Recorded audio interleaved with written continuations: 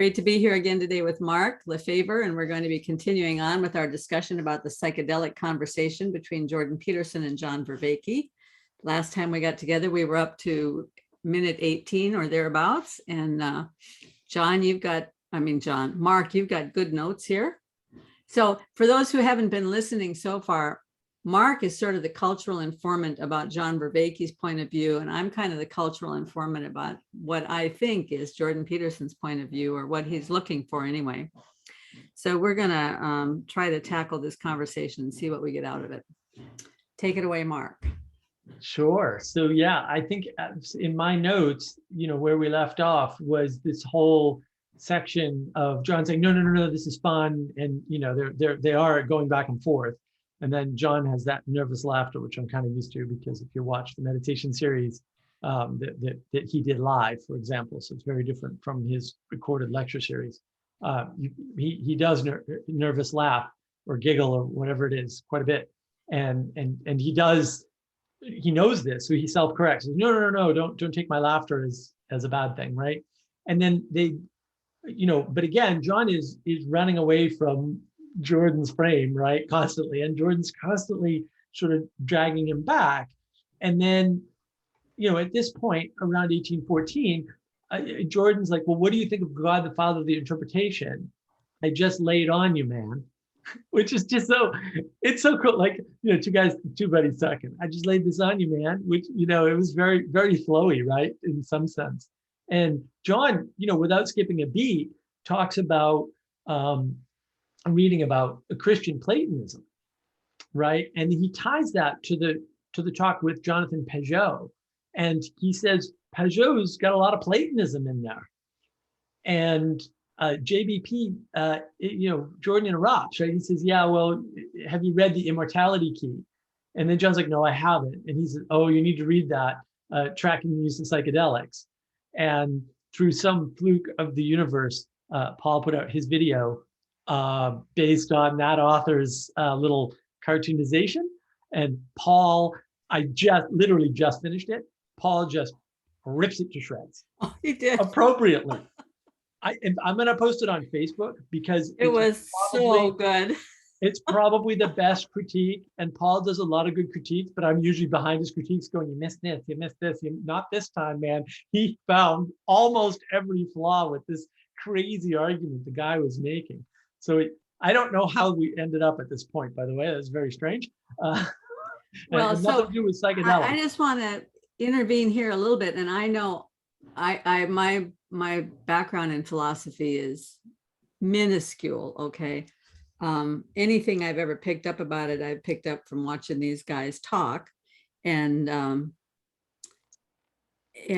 I know just barely enough to be dangerous, but I've also picked up a little bit from pastors who've done sermons about things, because it's no secret to anybody that there is a lot of usage of some of the terminology of Platonism in the Christian tradition, in the books of the New Testament, and for very good reason. And as we've talked about before, the things that Plato and Socrates were learning and talking about and considering were things that they were also struggling to understand, and people from the beginning of time have struggled to understand these things. And so it's not at all surprising that Plato and Socrates came upon some deep truths and continued them forward. They might have been incomplete, just as the truth that we know today is incomplete, but whatever. So it's not at all odd that there should be a lot of Platonism in that. And so I just want to throw that in there. Yeah. Yeah. You mentioned that before. It doesn't bother me at all. We Christians, we've always been here. Fair enough. Like a hard argument to argue against. Yeah. And as though it's some tarnish on the Christians to borrow the best traditions that they grew up around. Like, is that an argument? I don't understand. It's confusing to me. Is that? Well, I mean, you have to have some basis for trying to explain something, and we all use language, right? And language came from somewhere. Right. Well, and how else would it happen? Like, you build on the things you're given from your ancestors. Exactly. Peterson's, but you're living on the bones of your ancestors thing. Yeah. So it's always a strange thing when people pull that card. I'm like, is that supposed to be important? It seems obvious. It doesn't seem significant to me whatsoever. And then in my So notes, anybody who's watching this video who hasn't seen Paul yet should go immediately to Paul's video, watch that, and then come back. It is excellent. It is long. It's like an hour and 50 minutes, but what a job he did on that. And well, it I is put one a of big the comment funniest things I've ever seen. I was just rolling on the floor. What one could well ask, Paul's never done a video like this. What was he on? Yeah, we could turn the tables on poor Pastor Paul VanderKlay. He's a wonderful, wonderful person. Although he hinted at that in the beginning. At the end, right? He's saying like, maybe I've had too much caffeine. The way he wove it together was really nice. So yeah, that is a good video, and it's amazing. But in my notes, I have what happens here is very interesting, right? Vervaeke starts, Peterson interrupts to continue the point that John interrupted, and then so it was strange, but they're like recommending books to one another, right? And then we get this great back and forth about psychedelics and shamanism, and how they're linked together, and how they're not linked together to some extent, because a lot of people don't know this, but there are some shamanic traditions that do involve drugs, and so you explain that too, right? And they're talking about Pythagoras enacting the resurrection with a ceremony called thunderstone, right? And then Peterson links it back to the Eleusinian mysteries, right? Because I think, right, he's going after the immortality key thing. And they're a continuation of shamanism practices. And then John interrupts, because John also interrupts in this video, right? And then he says something like that is going on there, right? So John's confirming Peterson's theory again, right? So Peterson, talking about this. And then... Oh, so I need to interject a question here. Did you get the impression from listening to Peterson that he buys into the argument made in the immortality key? Because if he does, it's going to significantly shift my opinion about his intellect. Well, I think it's problematic. And I think actually this is one of the things Paul was pointing to in his video, right? It's very problematic. So the trick that I often use, I'm such a troll. It's terrible. The trick I often use with the people who go forward with the drugs, especially you can tell when they're serious and when they're not, right? If you're serious, you fly to South America, you spend a month, you do the shaman thing. If you're not serious, you get down to your local drug dealer and you grab what you can get, right? That's just really, that's what happens. Those are the differences. And I've met both types of people, by the way, and it reliably doesn't work. Just in case you were wondering for the end of the story, that the end of the story is reliably doesn't work. So I think that you can talk them into this whole argument, and Paul talks about this. Oh, you haven't taken the drug, so you don't know, right? My personal experience, my subjective experience argument, right? And then I let them dig in deep into that hole, and then I go, yeah, but I can do all that without your drugs, and you don't have my experience, so you don't know that can be done without drugs. And then they're completely screwed because they can't argue their way out of the hole they just dug for themselves. So that's my argument. And then what's the difference, or is there a difference between visions with and visions without? Like now we're just into, there's no way to know territory. There's literally no way to know, because you can always say, well, once you take the drugs, it pollutes all your other visions. That could happen, right? So we're at a stalemate. It's a real stalemate. It's like the most legitimate stalemate in history in some sense. There's no way to resolve that. So, I mean, if Jordan said this, and Paul pointed it out in his video, he said it to Harris, like, take more drugs, man, you'll see the divine. Like, what? You'll unatheist yourself. Maybe. I don't know. I mean, Jordan seems to lean in that direction. There's hints of it all throughout his videos, especially the Sam Harris debates. And I forget which one that was, when he said, up the voltage, basically. So if that cartoon thing that Marescu did had been done by somebody else about Marescu's book, then I could say, okay, it's not his fault. Right. Right? But he did it himself. And it comes across as something out of a Dan Brown novel. Yes, it does. Right. It's really crazy. It's really, really out there. Yeah. Well, it's not just that it's out there. I mean, some things that are out there may very well be true, but the way that he talked about it was just so completely, especially maybe if I had watched it without watching Paul, some of it would have skated by and I would have gone, yeah, I follow his reason. It would have skated. Yeah. But watching Paul, he wraps it up in the end. He contradicts everything he said at the very end of the video. And so if your attention span is short, or you know what, it's easy to miss that stuff. That's the problem, is it's really hard to catch people who are charlatans. And that video was charlatanism from the beginning. Well, I've never taken these drugs, but I know this is the key. Well, now you've undermined the whole I take drugs and I know it's the key argument by not having taken the drugs and claiming it. What are you doing? You're a lunatic. And I thought Paul's best point that he brought up was right towards the end when Marescu says, these are not for everybody. Yes. Says, what? You're gonna prevent some people from finding immortality? You're gonna do that? How cruel can you be? It's the same, right? And it's the same argument they make against the church. So either the church is okay to do it too, or you're not okay. Like, how do you get around these contradictions? Yeah, it was. Well, I can't wait until we get to the point in this Jordan Peterson, John Vervaeke video where they start talking about power, because that's exactly what Marescu is doing. He's just trying to shift the power so that he and his people have the power instead of these people over there having the power. Yeah. As human beings, we are so transparent. It's just hilarious. It really is. Yeah, once we get past the narrative, what are you trying to say to me now versus what is the effect of what you're saying, right? Like not what words you're using, but what feelings are you evoking? What things are you pushing me towards? Oh, now I know your agenda.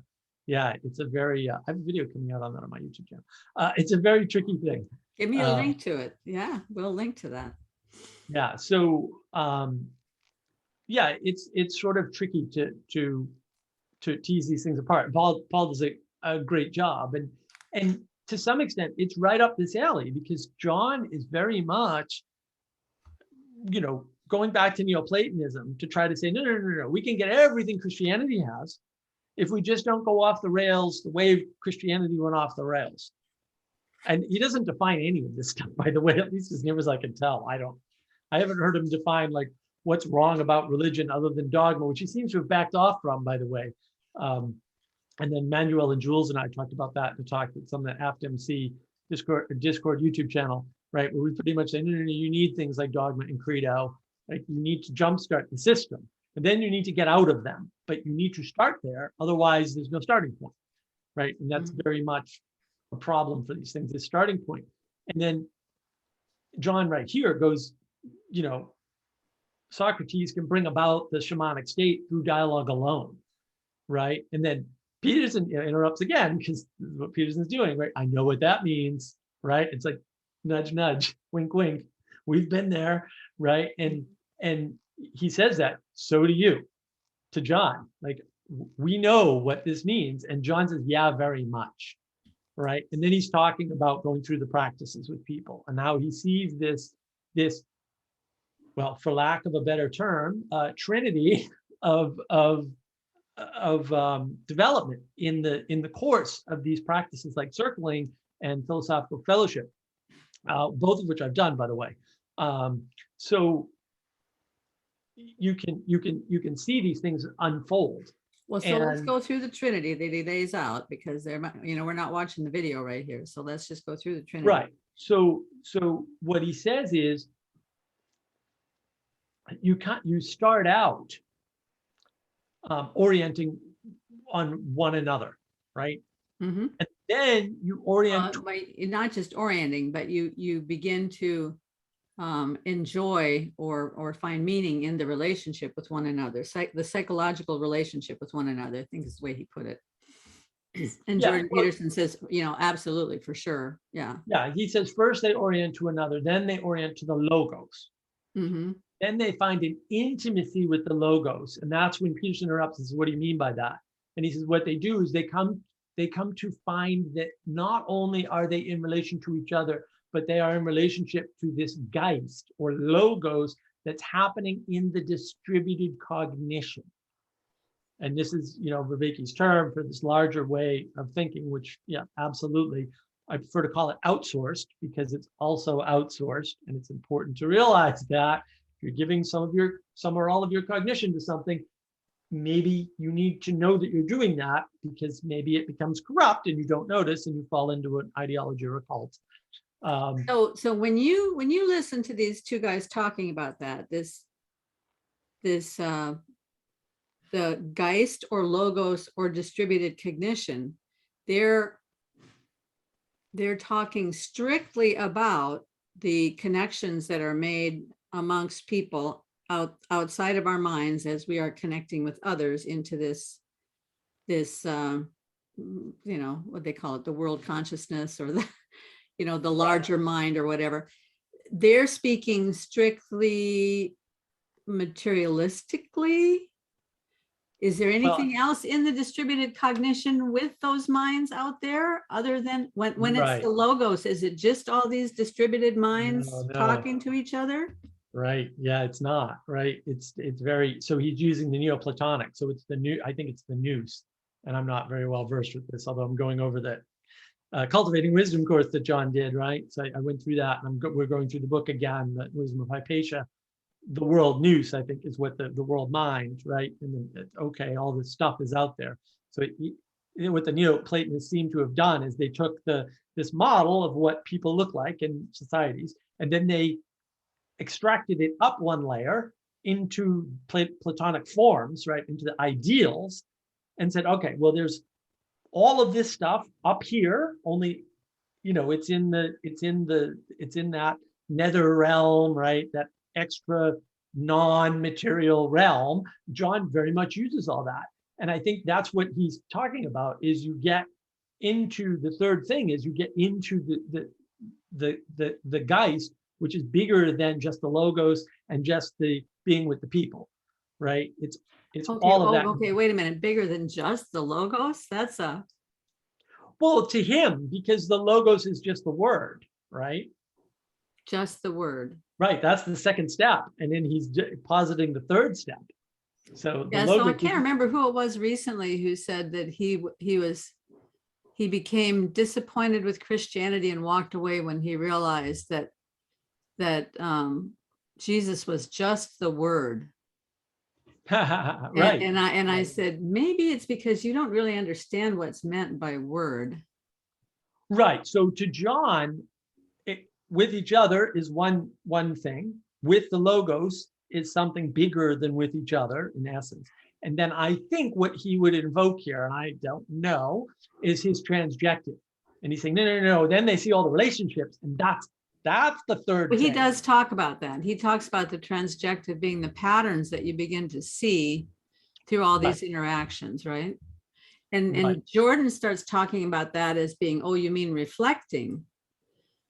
Right. But here he goes back to golden thread. Right. So let's just listen to this little section. I queued it up. So let me see if I can make it happen.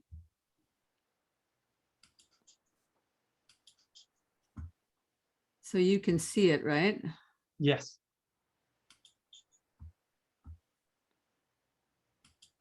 FORD, and he, the idea there is that the sort of soul flight practices within shamanism are taken up into Pythagoras' notion of soul flight. Well, I imagine the soul flight practices are the same thing as the Eleusinian mysteries, essentially. They're a continuation of the shamanic tradition into the present time.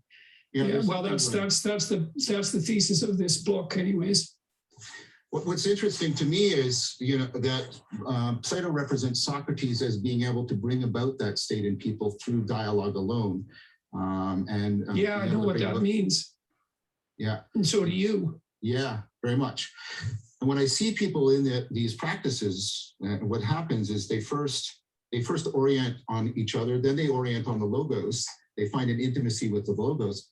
And then what do you mean by that? what they do is they come to find that they're not only in relationship to each other, they're in relationship to this Geist or Logos that's happening in the distributed cognition. I mean, okay. So that's a very interesting way of phrasing it. So that's what I see as the spirit that's guiding the golden thread. And that's what you're praying to when you ask for a revelatory thought when you're confused. So imagine that you have, imagine we're holographic in relationship to this distributed cognitive net. Right, so the part contains some of the whole. Very much. And the whole would be this distributed spirit that you're just describing, at least as it's inactive. And so, insofar as you're a holographic, minuscule, but complete in some sense, kenotic representation of this spirit, you can ask it for it to bestow its wisdom on you. And its operation in your unconscious produces the revelatory thought. Okay, well, that is deep. Yeah, well, maybe we bit off more than we could chew there. I don't think so. It actually gets easier from this point because you can actually start to summarize. And well, but I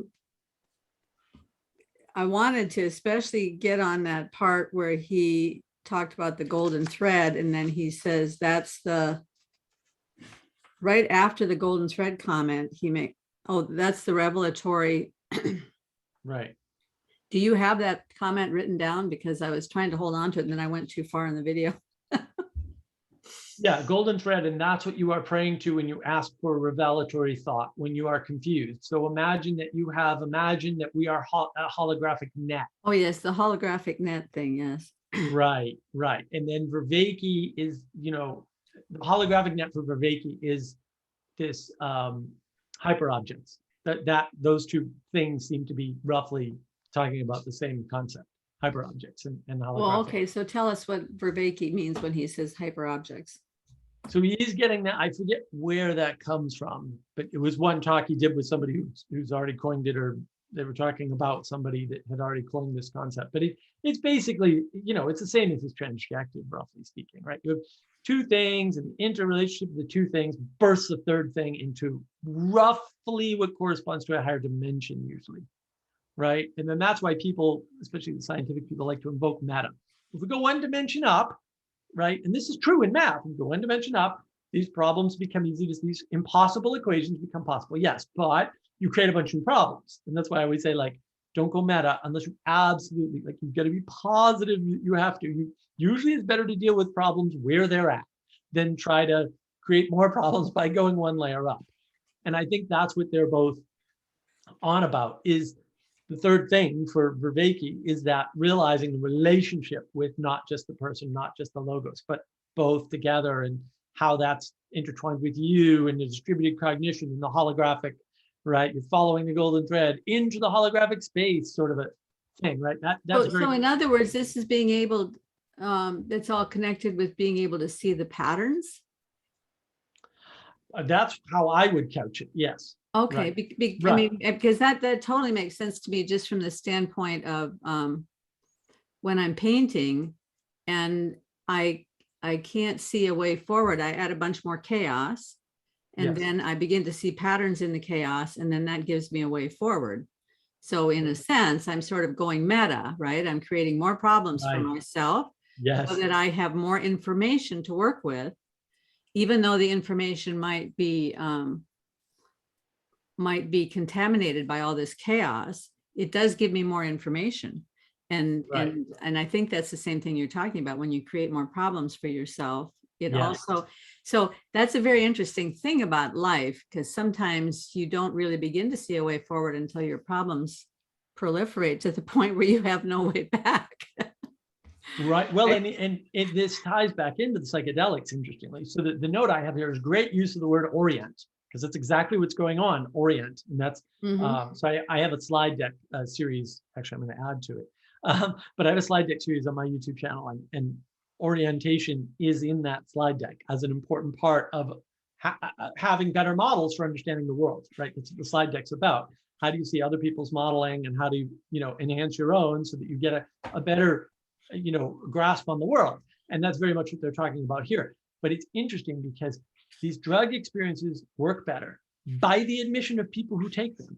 If you have a safety net around you who are probably aren't taking drugs to orient you through your experience. And so you can imagine, or at least I can imagine, because I can't paint to save my ever-loving soul, that if you have a canvas, and not that I haven't tried, mind you, I just suck at it, right? And you sort of burst into, no, I don't want just a sailboat. I want a roiling sea and a storm, right? It's like, but those are much more complicated objects than just a blue sky with a couple of puffy clouds in them, right? Like happy clouds, right? So, but when you go there, because you're starting from a point and you know where you're starting from and you have an aim, when you open up that extra information, it doesn't overwhelm you because you're aiming in a direction. You have an orientation going in. If you just take drugs, you don't have an orientation, it could be a bad trip. This is one of the points Paul made about the psychedelics. This is why the psychedelics are not a solution.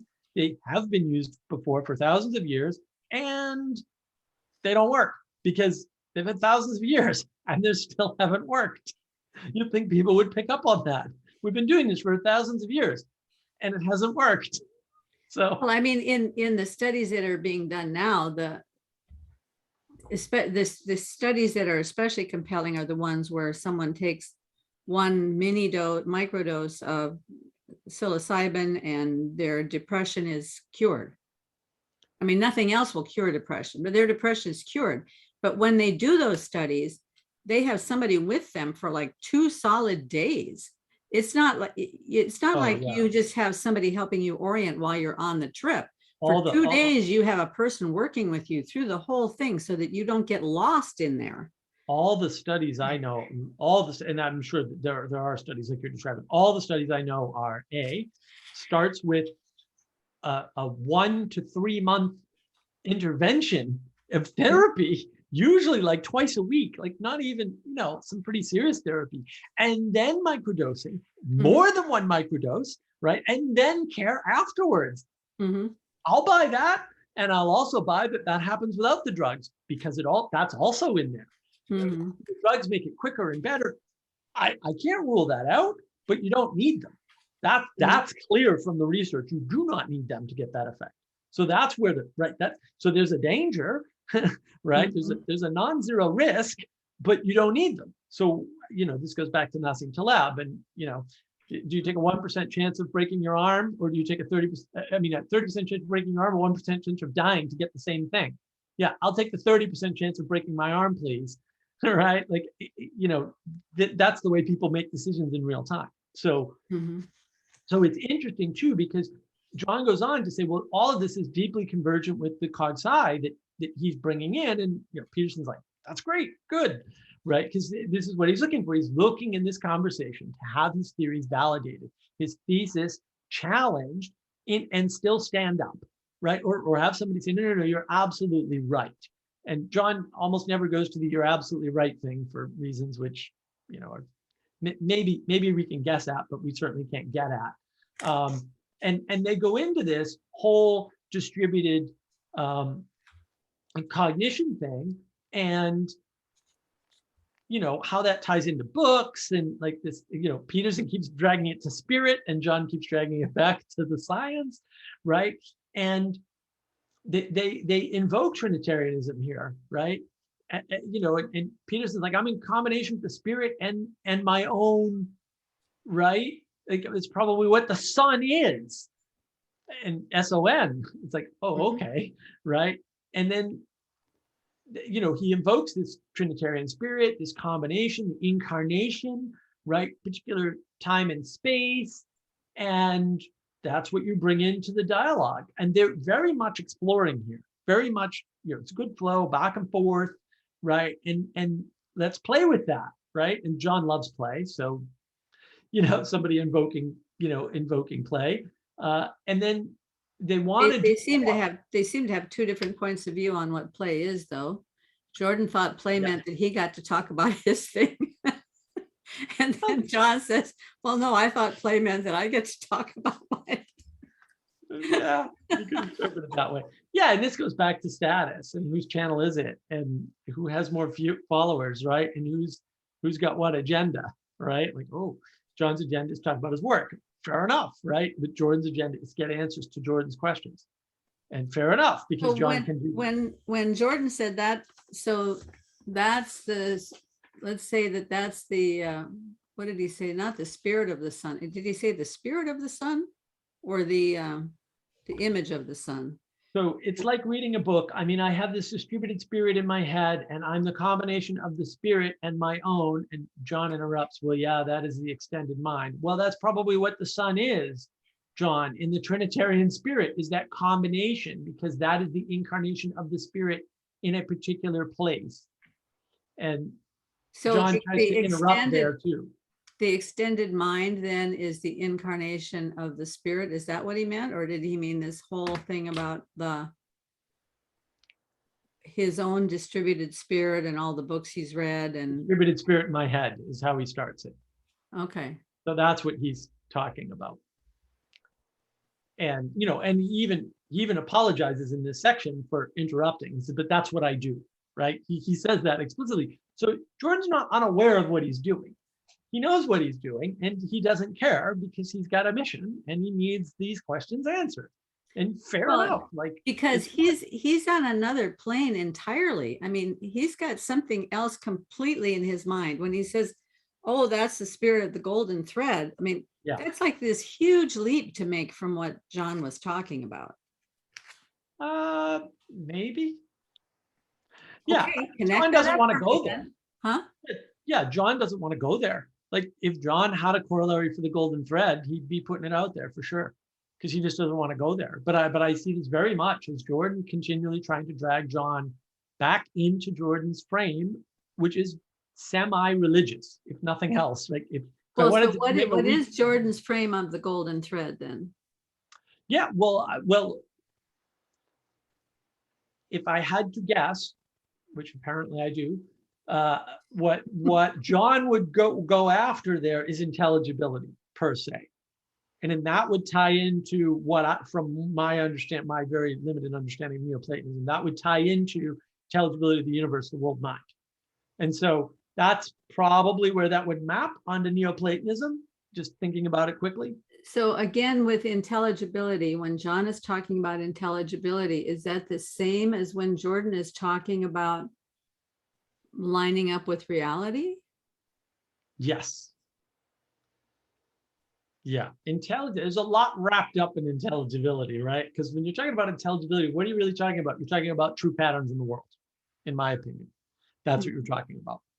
And then, okay, well, true patterns in the world, what does that mean? It means they line up with reality better than the other patterns. Well, okay. That could be thought of as a golden thread. That could also be thought of as just intelligibility per se. But isn't a golden thread, I mean, there are many different ways of looking at a golden thread. There's a lot of business people right now that are using golden thread as a business strategy idea. So there's a lot of weird definitions of golden thread online right now. But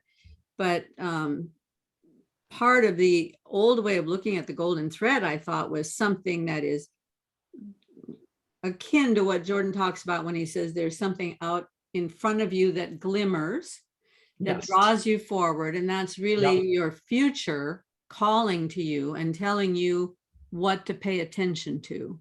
Yes. Now, that's a very woo-woo statement to make, isn't it? It is. Right. That's why I think John would map it back. I don't know that Jordan ever called that the golden thread. I mean, this is the first time I've heard him use the phrase golden thread. Me too. Yeah. Yeah. But I have heard him talk about that thing out in front of him that glimmers, which I think is something he got from, did he get that from, not Heidegger, but those two other guys that he talked about when he did the video on Heidegger, phanesthai. It's this word, biblical word or Greek word, phanesthai, that means where we get our word phenomenon, but it's what is out in front of you that glimmers. Right. Yeah. I can't remember which philosopher it was that talked about that in depth, but well, I mean, I agree. It's very woo, and John doesn't seem to have a lot to say about it directly, but he likes it, right? He's like, oh, again, he invokes his play metaphor. He uses the term serious play, which I have major objections to. I think play is play, and there's no distinction between serious and unserious play in some sense. except maybe consequence. Serious play is something you act out in the world, and maybe unserious play is something you act out in your imagination. I don't know. But it's interesting because, you know, they definitely, you know, at this point, it's clear. It's clear at this point, and we're at like 23 minutes or something, but it's very clear about 22 and a half minutes in or something like that, that they're on the same page. They're playing with each other. They're happy about it, right? They've made it explicit. Jordan made explicit the fact that he knows that he's interrupting, and he apologizes for it as best as Jordan can, I guess. Which isn't saying much for Jordan, but you know, well. And John doesn't mind. Like, John does not mind, despite what you may read into his head. He's enjoying it, and he likens it to play. So, you know, it's fine. But then Jordan drags it back to the father and this distributed entity stretching back in time, right? And then John says, no, see, let's play with that, because let me first try something and see if it maps, because people start to realize the presence of the collective intelligence above and beyond, the presence of other people. They start to enter in relationship with that. But there's a further thing that happens, right? And then, so this is back to that Trinity that he was talking about in these practices that he's been witnessing.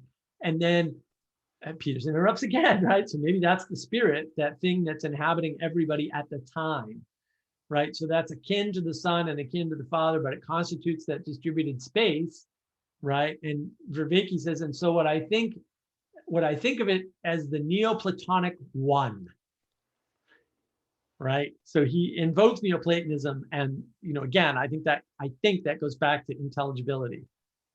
And then Peterson interrupts again and says, okay, that's your peculiarity. He just sticks it right to him. Yeah, that's your strangeness, John, right? Roughly.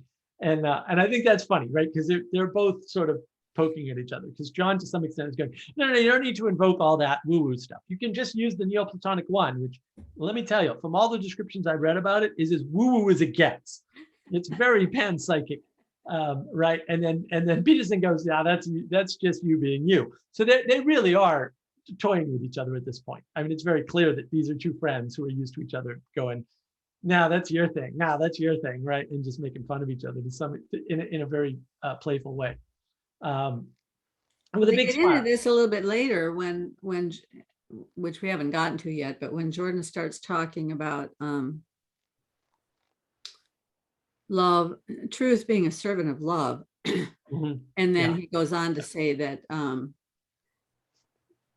that love is actually the manifestation of reality, the best manifestation of reality, or agape is the best manifestation of reality. He gets to that point. So that would connect that comes up later. Yeah. That would connect up John's Neoplatonic intelligibility with Jordan's agape reality. Yeah, they're on the same page. It's interesting here because, again, they both smile. They both have huge smiles, and they know they're being playful, right? As John requested, and having fun and toying with the ideas. And at this point, it's fair to say they've engendered the spirit of dialogos. Like, they're both exploring each other's ideas and getting further in them. And they both state they aren't claiming exclusivity or lack of helpfulness on language differences between them by using the Trinity and Neoplatonic formulations. So they seem to be claiming this works in the Trinity, this works in the Neoplatonic traditions, and they're not saying either one is right or wrong. And again, you know, that really, they're in play mode. That's the best way to describe it. And you know, they are playing with a language, and they know this, right? And do you think they're shoehorning? And this is for your opinion. Mm-hmm. Are either one or both of them shoehorning in order to make it fit in both of those traditions, or is there something very strange about the fact that it fits in both of those traditions? No, I mean, they sort of get into this later about models and how you have this flat map, and then you get more maps and they sort of form a globe, and that's not right either, but it's closer than a map. And I think that's what this is. Like, I think, sure, the ancient Greeks were onto something, and we'll say most of what they said wasn't wrong at all. It just wasn't as precise as, say, later stories. And then if you take sort of, and I take Pastor Paul seriously, when he says stuff like, the Christian story is the best version of the story we have so far. Well, if something like that is true, and I don't know, I have no idea. But if something like that is true, then it maps onto all of this, right? It just says, look, we have the globe that's the closest to reality. Maybe you do, I don't know, right? That could be. So yeah, and that's what I was getting at with these things don't conflict. And so I very much see them as overlapping similar mappings of the same thing. Because there is no conflict in them. Mm-hmm. Like nothing about Neo-Platonism prevents you from careening into Christian Trinitarianism, right? One very much follows from another. And that's how it happened in time. Coincidence? I don't think so. Right? So, I mean, they're very much building from what they had before. And sometimes things spur off and build in different directions for a while, and one survives and one doesn't. It's very evolutionary in aspect. That's why I don't buy that, Sam Harris starts with the axiom that, religions aren't part of evolution. It's like, I don't know, dude. It certainly looks like it to me. Like if you map them as fossils, you tell me the difference in the maps because I don't see it. But I've done the work, and I bet Sam hasn't, to be fair to Sam. I bet he never did the work, and that's why he makes the statement. Because if you actually do lay it out, people do this in the stock market all the time to prove, which isn't provable, by the way, random walk. And they just take a bunch of numbers and they map them, and they say, see, that looks like a stock market chart. And it's like, therefore, the stock market is random. And I'm like, oh, you so misunderstand math, but okay. And Nassim Taleb goes into all that, like why that's not true. And maybe Sam has the after-school version of Christianity in his head. He does. I think he does. Yeah. Yeah. We make several statements that are just like, where did you get that? That's not true. That's clearly not true, Sam. And no one ever calls him on it, which really annoys me because, yeah, I mean, easy stuff to hit him on. But by this point, I really think they're in play mode, and I think it's beautiful, and they. There's a number of times when they back off their absolutist language, right? And sort of really get the feel for one another back into the old colleague mode of speaking. And, Peters at one point stops and like, wait, what did you just say? Right, with this incredulous look on his face. And he says, amusingly asks, what did you say? Not everybody does this? And then he laughs, right? And this is the put it on a t-shirt comment.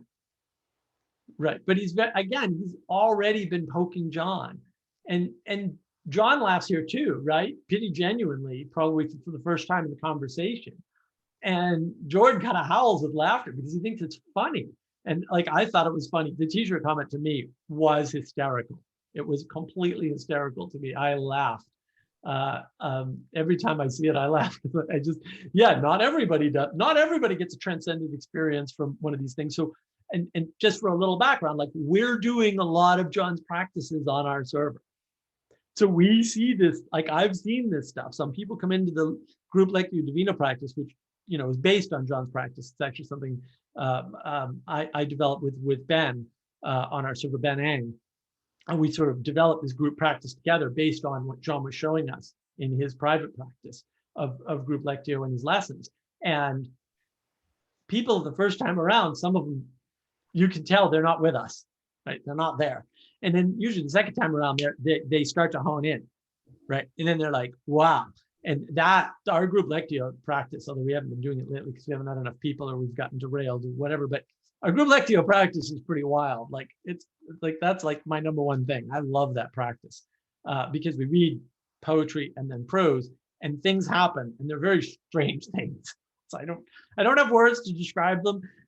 It's a lot like taking drugs, if you ask me. There's no words to describe what happens in group Lectio. But it doesn't work for everybody, and it's hard work to get there. And some people just stay stuck in this propositional mode. And so when you read poetry, they don't get the poetry. They don't make the connection. The artistry of the practice is not there, right? Because there is an art to being in these practices where you're honing in on this golden thread or, coming to the Neoplatonic one or whatever, right? There's an artistry to that. So let me throw something in here. I'm curious about your Lectio practice. earlier we were talking about orienting and attention, and later in the video, they start talking about, they start using that word attention. And it almost sounds as though, well, because Jordan is using it in the relationship to tracking, which from McGilchrist's point of view, that's very much the left hemisphere's kind of attention. You see this, the bird sees this piece of grain on the ground, focuses on it, attends to it, and down it goes, and it gets that grain. And so it accomplished its purpose, which is, that's one kind of attention. But the right hemisphere's kind of attention is much more this kind of very open focus of perceiving, being ready to perceive anything that is anywhere in the vicinity. Exploration. And, yeah, the more exploratory version of it. Right. So when you're talking about orienting and attention and in the Lectio, which kind of attention are you talking about? Well, it's very exploratory. I mean, our Lectio is a little bit meta, actually, ironically enough. Well, because what happens is we have one reader, right? And then your job is not to relate directly to the text, but to relate to the experience of the reader. So it changes the whole thing up a little bit, right? It's not you being directly with the text. It's you being with the reader who's directly in the text. So it really is this multi-dimensional dialogos that we invoke here. And that's very much in the theory that we have. I mean, we wrote up the whole theory and the whole procedure, right? And we have all this documentation around this practice. We've been doing it for quite a while on the server, actually, quite a long time, probably a year or thereabouts, in fact. And you're tracking the person who's tracking whatever exploration they're on, because it's very much an exploration. Because what happens is you take the poetry and you kind of talk about it. The facilitator leads you through some questions, right? You're supposed to imagine what it's like to live in that world, right? And then imagine what the world would be, what changes you would need to make to live in that world. So it's this 3-step process. And then you do the same with the prose, with the regular prose, same process. And then you do that process again by combining the two texts. And that's where things get very, very strange, just technically weird. Where it's like, I don't know what to make of that. I have no idea. Strange coincidences and synchronicities, if you want to use the Jungian term, happen. And people just find stuff and they're like, whoa. And then the people who are watching this take place, they have different associations sometimes, and they make different connections, right? When they're fully engaged. And again, not everybody can do it, right? Not everybody can do it. I have some sympathy for Moresky, whatever his name is. Not everybody should be taking drugs. Yeah, maybe not everybody can. Like maybe not everybody can get out of it what you can fully get out of it. I don't know. But that's not like, then you can't criticize the church either. Well, when you first started describing it, the very first step that you started describing it sounds very much like the process of falling in love. It's all the same thing to me. It's the same pattern near as I can tell. And yeah. I mean, you're deliberately fostering. So you start with poetry first, because poetry is very open stuff, and you can't be propositional about poetry and appreciate poetry. It's A or B. You can't be propositional about a painting and appreciate a painting, right? It just doesn't work. And so you open up, and then you kind of hone in with the prose, right? And like sometimes, it's my good friend Jonathan describes it. You're taking these two texts that have nothing in common, separated by thousands of years, and finding this commonality and this golden thread, if you will, between them. And it doesn't make any sense. It's not a rational thing that this would work. And it works reliably. I don't know what else to say about it. But yeah, it's very much like falling in love. Like falling in love is not rational. It's anti-rational by definition. And yet it happens reliably. So I don't know. There's something there. But I do think it's the same theme. I think there is this golden thread, this thing that calls out to you, and you're following it, you're tracking it for sure. And you're wrestling with it when you get there. right? So there's exploration, and then there's this engagement. And that the moments when it pokes through, we call that meaning. Or maybe when we notice we're in the process, we call that meaning. Like maybe when we're done with the process, we judge it as meaningful. Right. And that's very much like, oh, look, I went into this relationship and it ended badly, but all these things happened that made it meaningful. Right. And then, you kind of get upset if somebody tries to take that away. Right. Because a lot of what happens when you start out in a relationship is a lot of fantasizing, right? A lot of promises, right? And then you feel betrayed when that person cuts off the relationship, because now all the things you talked about doing in the future that you hadn't done yet are dead. That person kills them off. And that's very much a betrayal of the future vision that you explored together. So you explored this imaginal future vision, and then it got cut off. Well, yeah. And the other thing that happens is that all the memories that you made together that were a part of the beauty of your life have sort of been stolen from you, because you can't linger on those memories anymore, right? Yeah, not in the same way. I see another thing happening that's kind of the antithesis of what you were describing, with someone who raises a child, and through most of the child's growing up, there's a wonderful closeness and meaning, and the child would see meaning in all of the events of their lives together.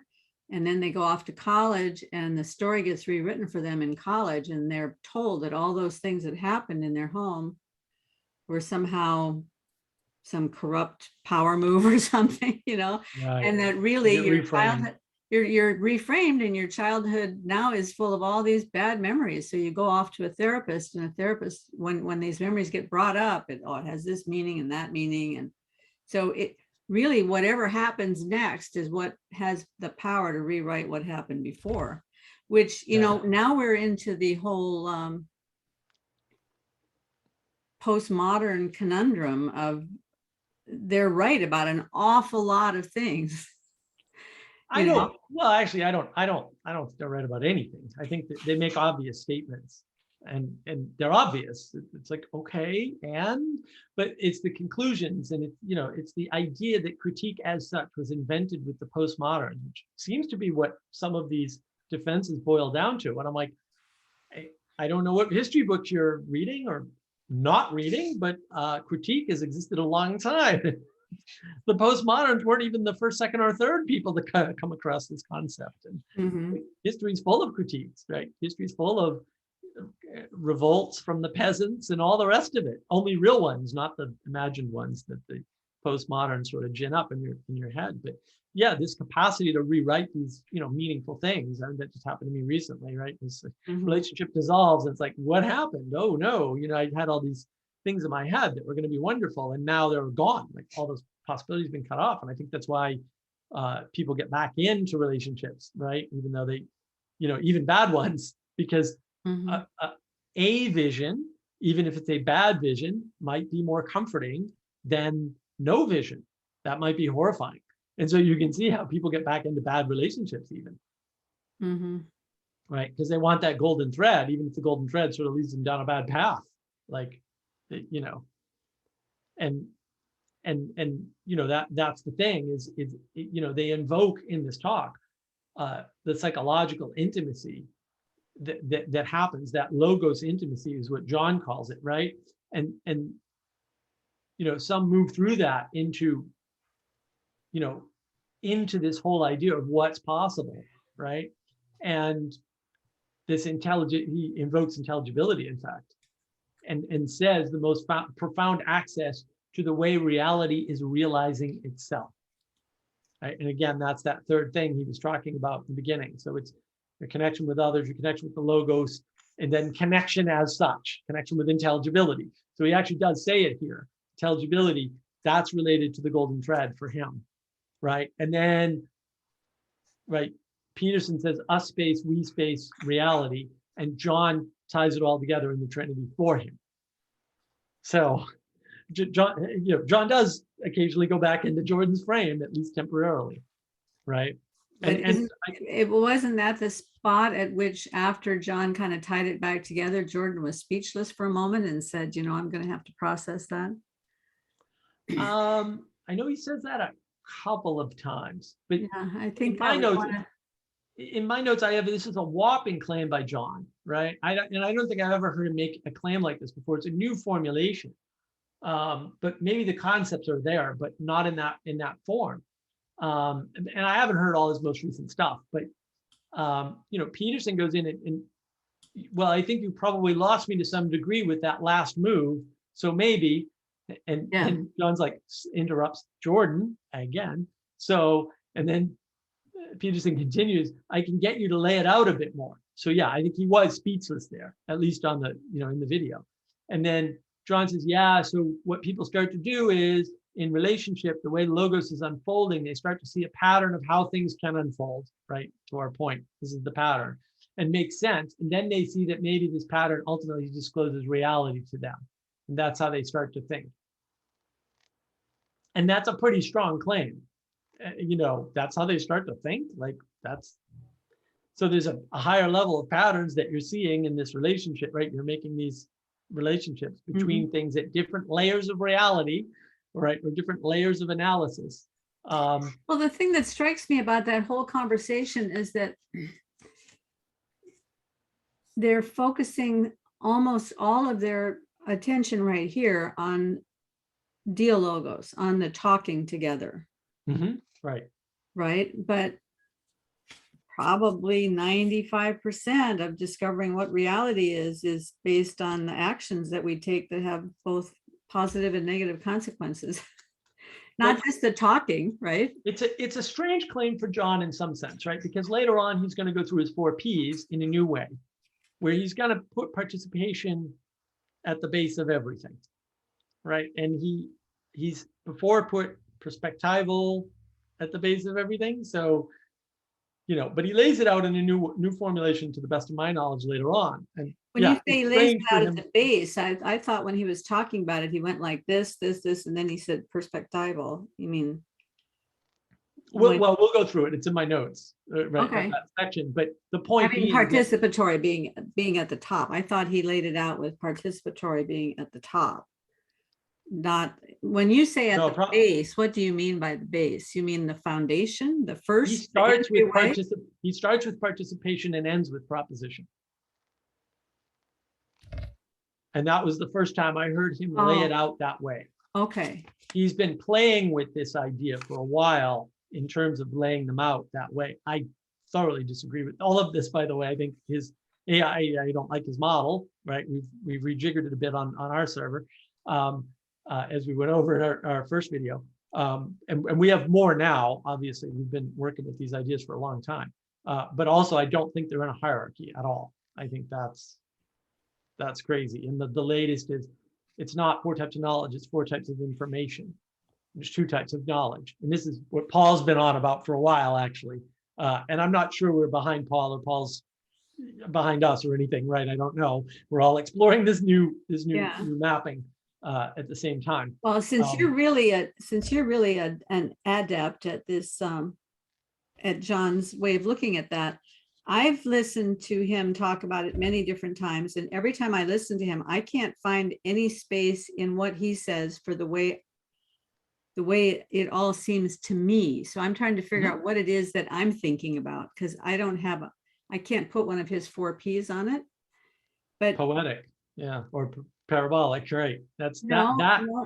the artistic side that he doesn't talk about. No, I'm thinking back to many years ago. I started thinking about this, and eventually I started doing creativity seminars, and it was a big part of how I would talk to people about how important it was that everybody participate in creativity, because the way it all seems to me to lay out is that from the time I'm born and through all of my life experiences, there is something already in me there, some kind of framework in me, got little Velcro things sticking out. and the experiences that I have attach onto some of these Velcros, and people that I meet and the books that I read and even the taste of some kind of food that I eat, or every single thing that happens to me gets hooked onto one of these things that's in my framework. And then that influences the next thing that I hear or see or experience, so that my experience of every one of those things is completely different than anybody else's experience would ever be. Right. Because I already have all these little things that have been connected up that are there as a filter for everything that's Right. coming in. Right. What is that thing called that's inside of me that's making all those connections and filtering all the other new stuff that's coming to me? So that's John's relevance realization. Well, I know that but when he describes it, he's not describing what I just said to you. He's No, just because saying that his model, this is why our model is different, right? What you're describing is the interaction between relevance realization and perspectival. Now, we have perspectival as something more basic than a type of knowing, right? That encompasses all the quote types of knowing or ways of informing oneself, right? Types of information. And then what that does is it enables your description to work, because now you can just divide it out into, okay, so there's a perspective that you're born with by virtue of whatever. There's got to be a bootstrap. Like, no one's getting around the bootstrapping problem, right? You don't get around it in computers, you don't get around it in nature, you don't get around it. So there's a bootstrap somewhere. And then that doesn't stay static. It can change, right, with your experience, and your experience changes that. This is John's opponent processing concept. Absolutely, totally agree. But that is the filter. The perspective is the filter. That's how we use the word. Like, I don't know why this perspective is the filter, but that's and then when we rationalize something, we prefer the filter over the fact, over the information that we've gotten. So it can't be a type of information, it can't be a way of knowing per se. But we have a memory for perspective. We have to, because it's more fundamental than the types of information. Because when you get a signal, how does that signal become informed? It has to have a frame. That frame is your perspective. That's the hooks, right? Within that frame are where the hooks are, basically. And then there's some number of frames that you have. That works well within our model. I don't think that can work within John's model off the top of my head. And it doesn't conflict with relevance realization at all. Well, so then where does worldview fit into that? Because a person's worldview also informs the way that they take in information and the way that they see things in the world. But a worldview can be changed, it can be altered. You can shift worldviews. You can wake up one day and say, wow, I never saw the world this way. I'm going to think this way from now on. But you can't change that perspective thing that's built into you. You still have to work at every moment of the. You can overcome it to some extent. No, it does change. It changes all the time. Well, it changes all the time with every experience you have. But I mean, you can't just take the whole thing and flop it over into another perspective. No, you can. Overnight. You can. In fact, this is the problem with most worldviews, is that somebody says, well, I have a worldview, and what they are is perspectively stuck. They're stuck in a single perspective. And the minute you say, so let me think if I can come up with a good example. So the minute you add a fact to any perspective that destroys the worldview that they hold. So you could use something like, oh, we have to protect the earth at all costs. And you say, we're using resources by virtue of being born. We can't protect the earth at all costs. That those two things are incompatible with the fact of our existence. The minute you explain that to them, that actually kills that perspective. It's gone, or they hold on to it, right? They double down. So you're talking about cognitive dissonance. Well, cognitive dissonance. So most worldviews that are bad are destroyed by giving them a new perspective, or by showing them they have two competing perspectives that mean that worldview isn't real, because you don't have a single perspective. So in our model, that's perspectival flexibility, the ability to switch perspectives entirely, as opposed to fluidity, which is probably the ability to move around your perspective and understand the detail and the nuance within it. And we're still working with this, so all rights reserved on changes. Yeah, well, because I mean, the world is so complicated. I mean, if I just think of a single thing like a word, any word, I'm going to hear that word differently than you hear that word. Yeah, of course, because our base assumptions, which are built into our current perspective, are different.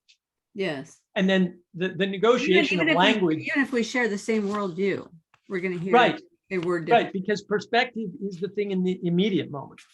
Right. And then that's how we inform our worldview, right? It gets updated by, oh, we have this new perspective.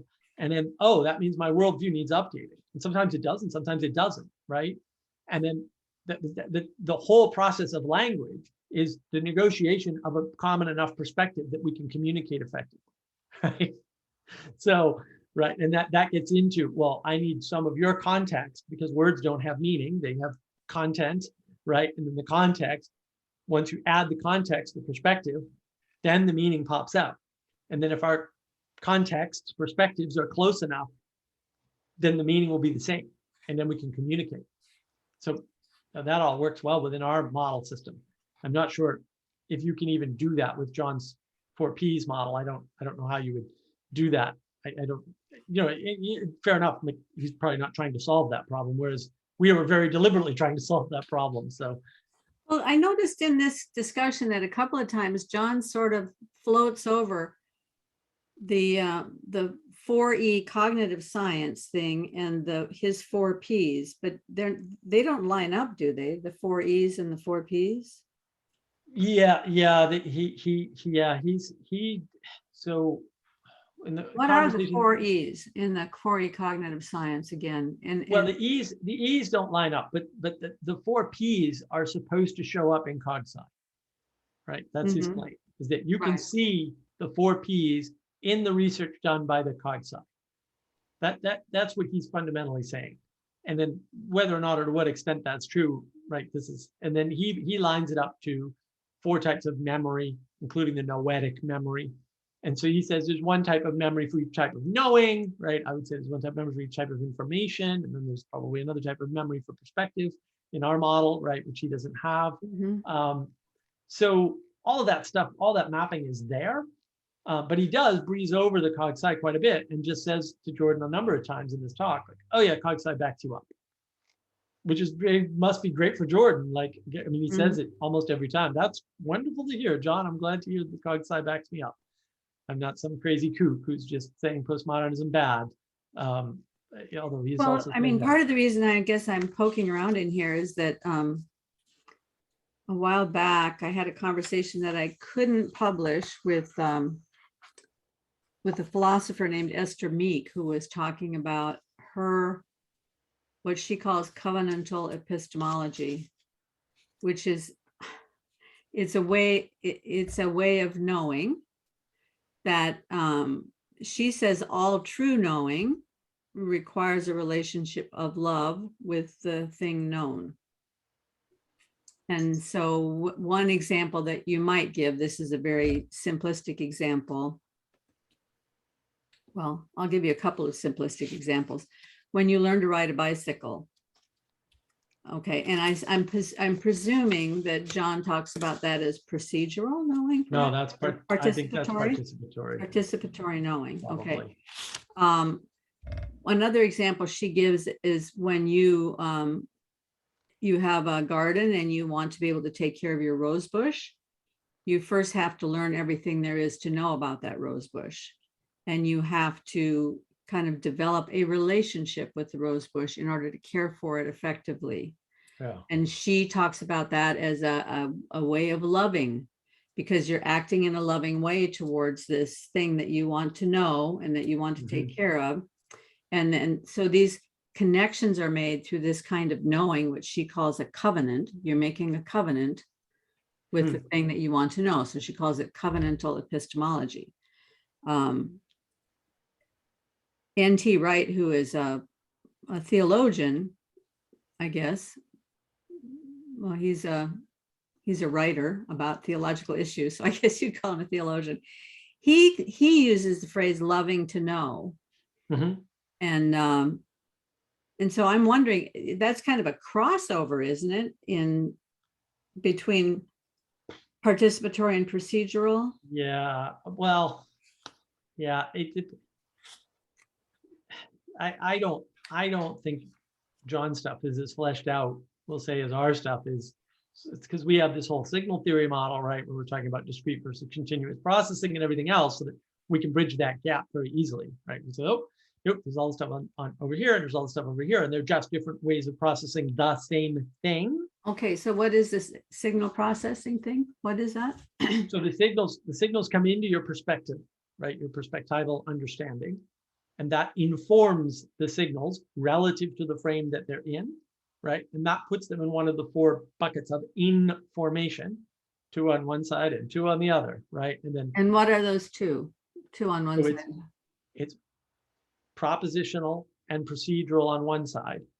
And then propositions are things, and procedures are the connections and relationships and navigations of those things. Mm-hmm. On the other side, we have participation, which is roughly actions, right?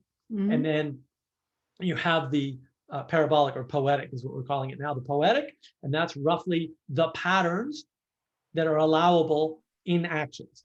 So it's roughly the relationships, connections, and navigations of actions. Okay, so what you have then is the procedural and propositional on one side is the truth, and the Or I wouldn't call it the actions. truth. Hmm? No, I wouldn't call it the truth. Well, but hold on. And on the other side, you have the actions, and the relationships around those actions might be agape. So if you divide it into 2 buckets, could it be truth and love?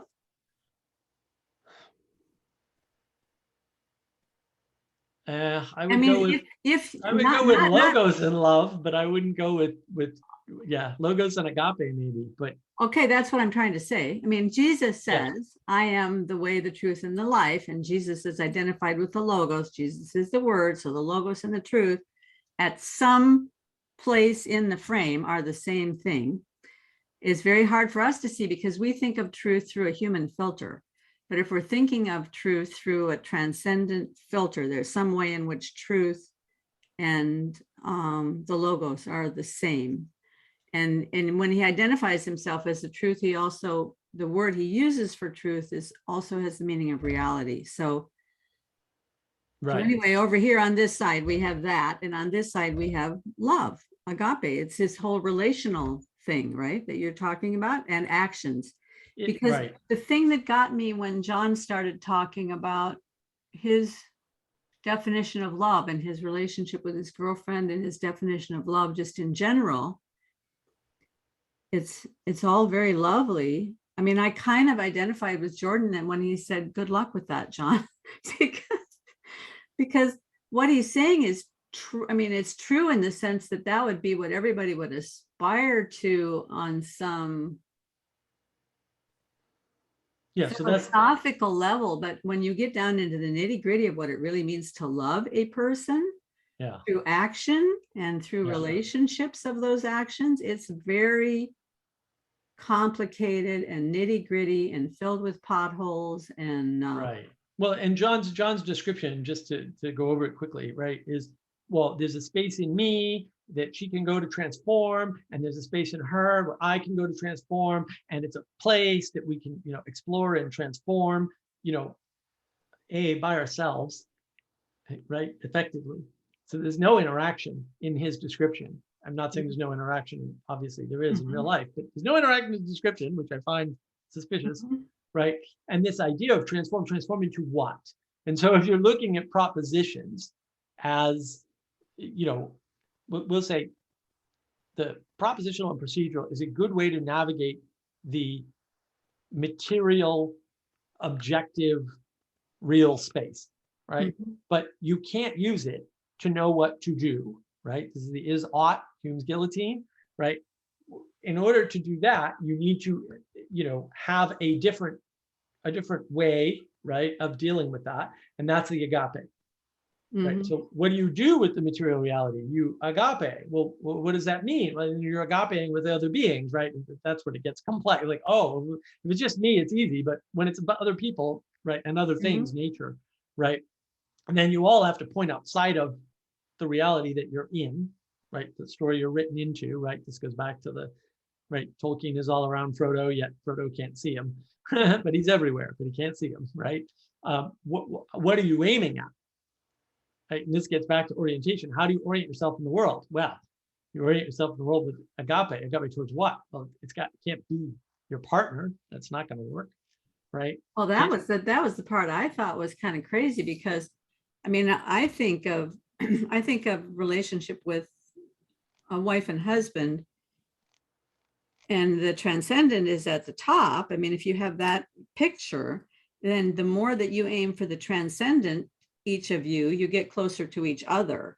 If it's just me and him and him and me, we're ramming around down here at the bottom, it's got problems. Or two people can't orient on one another usefully, right? Because you could both be together and both stray, right? Like it doesn't work, right? And so I think it's chapter 10 in Beyond Order, Jordan's new book, right? Where he talks about this third thing. And I was like, we were there first. Before you wrote those words, Manuel and I were on that, this whole relationship third thing, right? And then you don't have to invoke the transcendent. You just say, look, the relationship is bigger than the two of you. It's a transjective relationship between two people, right? And that it gives you that higher order outside of yourselves, which is right. John didn't use in the description. There was nothing outside of either of the people. And I'm very suspicious too. And then you have a higher purpose for seeking to love the other. It's not the relation, right? The idea of the relationship still needs a pointer outside of it. Yeah, it's not just to make my husband happy that I seek to love him. It's because I am seeking to move towards the transcendent in acting out my love for my husband. Now, where it gets complicated is that one of the really interesting books that came out a number of years ago is The 5 Love Languages. Talks about how everybody has a different love language. Well, in our marriage, my love language is words of affirmation. Mm-hmm. I thrive on words of affirmation. I mean, I don't need people to tell me, oh, you're great. That's not it. I just need people to say to me, well, when you did that, this was the good thing about that. It kind of helps me orient. It helps me figure out my path, right? My husband's love language is acts of service. So you tend to act out the kind of love that is the kind of love that you need. So he does acts of service all the time.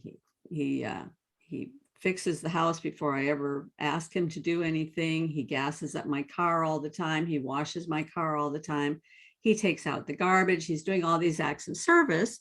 But if I'm not getting words of affirmation, my tank is not getting filled. Right. Okay? Right. Yeah. And so once we understood this thing about love languages, he starts trying to institute the love language. But of course, it's not his natural frame. So it comes off sounding weird. So if my reaction to him is, oh, don't patronize me, or don't then that's going to kill that little flame inside of him that's trying to do what it's trying to do. Right. So when I try to serve him by doing acts of service, my natural way of doing acts of service is to try to help him do something that he doesn't need help with, and he doesn't want help with, because he can do it better than I can anyway. But I want to help him with that because that's my frame, instead of helping him with the things he'd really like, which would be maybe making coffee for him or fixing him his breakfast or those kinds of acts of service. Right. And it happens this way with every couple, that you tend to have different love languages. And so you have to work through these very practical issues on a daily basis, not letting, when John Vervaeke was talking about you take them up into you and they take you up into them. And I'm thinking, well, be careful what you take up into you, because what you might be taking up into you is all the memories of the times that you got irritated because they didn't meet your expectation. And then you have that whole set of memories that you have to do battle against, you know? I mean, very idyllic. Well, and he saw it as a space you move in and out of. And I was like, but John's not living with his girlfriend. So he said that they live apart. He said that. He's like, oh, okay. So when you're ready, come and transform. And I'll be there. Don't worry. Yeah. Yeah. So it all makes better sense in that context. Yeah. I mean, it all sounds really lovely, but even then it doesn't sound really lovely, because reality is, as difficult as reality is ever so much more beautiful than our imaginations and any utopia that we could design. So. Yeah, exactly. Yeah, I agree. Well, maybe this is a good place to end. And I think next time I'd like, if you still want to keep going with this, I think I'd like to pick up somewhere around 38. And I don't know. would we be missing a lot of important stuff if we jump over? Where are we now? 25 or something? Yeah, we're at 25, 26, somewhere in that range, it looks like. So we made it through 7 minutes. Well, we made a lot of deep topics. The problem was the golden thread and the deep topics and the Trinitarianism and the, and they are, the real problem is, we had to invoke all the stuff they talk about in more detail later because they brought it up here and it just, this is one of the problems with the conversation. They're not making the kind of linear progress that people are expecting from a conversation because it's exploratory and Jordan's got a lot of these questions to answer. And that's one of the deep confusions is that, well, I want to get an answer to this thing they started to talk about. It's like, you'll get it, but you got to listen to the whole thing. Right? Like it's there. I mean, I think they do wrap up most of the stuff rather nicely, or at least as nicely as they can. And some of the stuff is so deep that they're asking questions that may not have answers. So don't be getting all excited.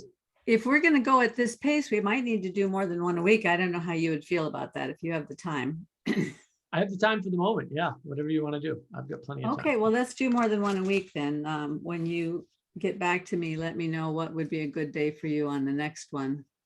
Like maybe early next week, we could do a couple next week, because if we're going to start at 25, wait, did we already do the we space and the reality? Yeah, we just finished that. Okay, so then we must be right around 26 or something like that. Yeah, I think we're at like 26, right in there. Okay. Yeah, So just before he starts talking about John's interest in consciousness, right? Okay, well then let's start at 26 the next time and see if we can get up around 55. Like you said, it gets easier to summarize as we go. Yeah. I think what's going to happen is it's going to get easier to summarize, but we're going to have to draw in more stuff from later, right? Like we were doing, because they do answer all this stuff and it's worth exploring. But we'll be exploring less in the moment and more in the thread. And so probably by the time we get to the end, most of it will breeze through because we already went over it. Well, plus I'm trying to learn your frame and what, how you guys on your server are putting things together. So yeah, we're smashing 4 things together, not 2. Right. And we're trying to get at that 5th thing all at the same time. So yeah, it's quite a task, but it's been lovely. So I really enjoy it. Okay, well, that sounds great. I look forward to it. Always stimulating talking to you, Mark. As I said in the notes last time, you go so fast that I can't take notes. So. That's why we have video. You can just look it up. Send me the links to your video about agendas and to your, maybe you're not taking new members on your Lectio Divina, or are you? Oh yeah, people are always welcome to come onto the Discord server, onto the Awakening from the Meaning Crisis Discord server, right? Okay. I think you sent me the links to that last time, so I'll post that again. Yeah, and we do it every other Wednesday. I'd have to look at the calendar. We have a calendar for our Discord server. If you go on the Discord server, you can find our calendar link, or just ask somebody and they can tell you when the next Lectio is. But we do them every Sunday. So Sundays are Lectio days in the mornings. I think it's it's on the calendar for 10:30 or something on Sundays Eastern time. And anybody's welcome to join us. And different people may read or whatever, and then and we have wiki instructions. So if you're just there to observe, like we don't make anybody read. So and sometimes I get to read, which is one of my favorite things to do. And I usually read William Blake for my poetry. So there's a lot of Blake fans out there, obviously. So yeah, anybody's welcome to join us on the Discord. For the meditation, we do daily meditations. That's 9:30 a.m. Eastern, except Saturdays we do it at 9, and then Saturdays we jump into the High Patient Book Club, which you're welcome even if you haven't read the book. It's interesting stuff. We're in Neo-Platonism, talking about all this Neo-Platonic stuff that John talked about, trying to puzzle through that. But yeah, people are always welcome to join us on the Discord server, and we have that meaningcommunity.com website as well that we're trying to get people to join and talk about these issues, right? We've got forums up and stuff like that. that people can engage with, and articles that people have been writing. So all of that is very much on the agenda for people to engage with if they're interested. Sounds great. Well, I'll talk to you next week. Sounds good, Karen. Signing off. Bye-bye.